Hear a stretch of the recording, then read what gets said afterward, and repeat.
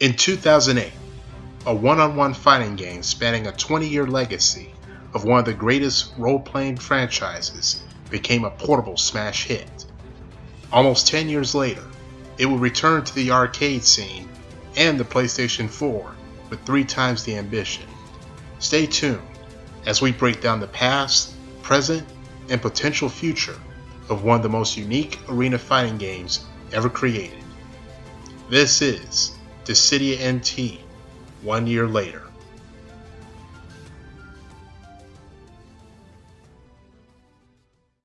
The year is 2012, 1 year after the release of Dissidia Duodecim, the last update to the original Dissidia on PlayStation Portable.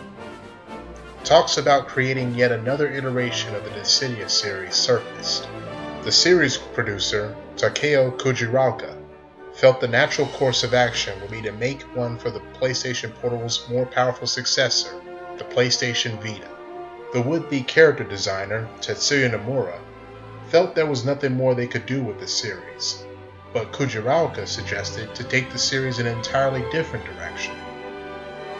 With the input of Taito, a longtime company with decades of experience in the arcade industry that has since been bought by Square Enix, the decision was clear. The next installment would operate at the toss of a coin in a machine.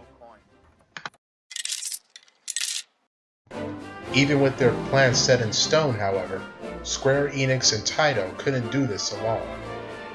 The arcade industry had changed a great deal in Japan, as they were online capable and it was possible to purchase ID cards to save data and keep downloadable content as the game is updated.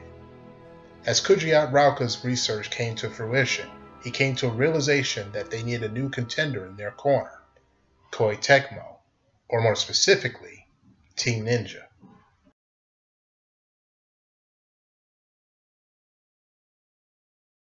Whether it was a twist of fate or mere coincidence, two once small companies that produced a franchise crucial to their salvation, two companies whose games were once unofficially brought together in a viral crossover fan series called Dead Fantasy, were actually working together for the first time to create a new Dissidia game. Shortly after the release of Dead or Alive 5 Ultimate Arcade that same year, Koei Tecmo director Yosuke Hayashi immediately jumped to the project, helming development of the new title, with Kujiraoka as the director. Tetsuya Nomura, of course, would oversee the game's visual direction and retain his role as character designer.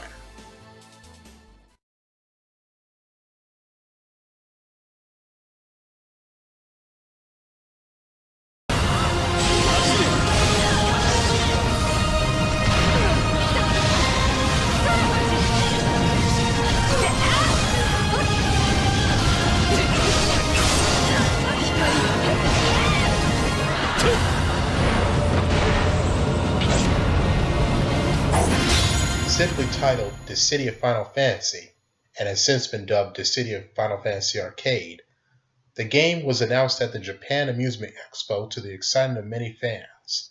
However, no one was prepared for how different this Dissidia game was going to be. From the outset, Square Enix's vision was to make the game a 3-on-3 arena fighting game, instead of 1-on-1. The reason supporting this was because the developers wanted players to immerse themselves in the feeling of being in a party, similar to traditional Final Fantasy role-playing games of the past. Not only that, but Team Ninja already had a 1-on-1 fighting game in the arcade market that they developed. Ultimately, the goal for this new game was to make it fun to play competitively as well as socially. In order to do this, several changes needed to be made. For starters, RPG elements such as stat changing equipment that were prevalent in the PSP Dissidia installments had to be completely removed. Mechanics such as EX bursts,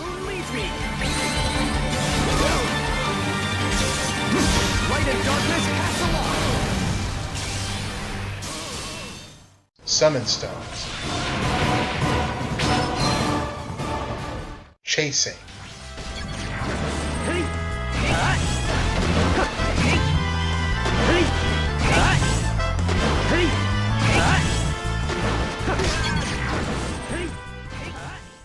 and the freezing animation during bravery breaks were all removed to maintain the flow of combat in a 3-on-3 environment.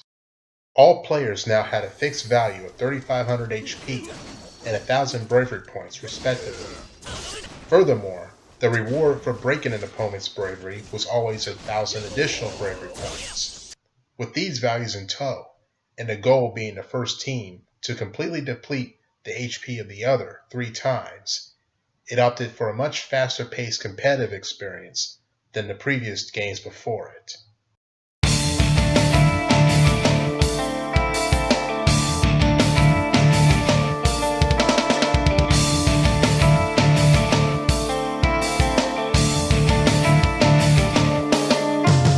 When this video was first released, many have speculated and even assumed that Dissidia Final Fantasy Arcade's plans were cancelled at the arcade and were going directly to a home release on the PlayStation 4, but that couldn't be farther from the truth.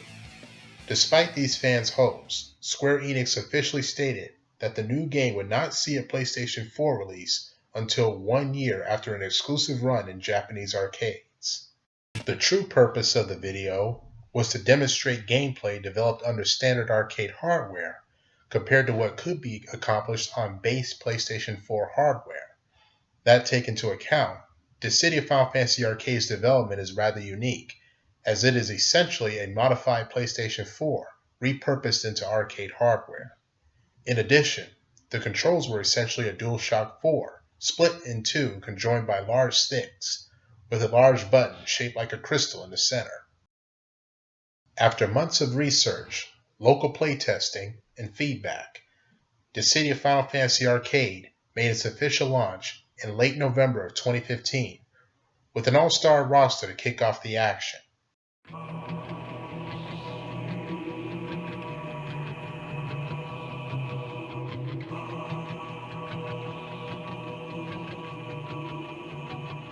Returning characters at the arcade's launch would include Warrior of Light, Furia, Onion Knight, Cecil Harvey, Marks Clouser, Tara Bramford, Cloud Strife, Squall Leonhardt, Zidane Tribal, Tidus, Gentoto, Vaughn, Lightning Farron, and a newcomer from Final Fantasy XIV, Y'shtola.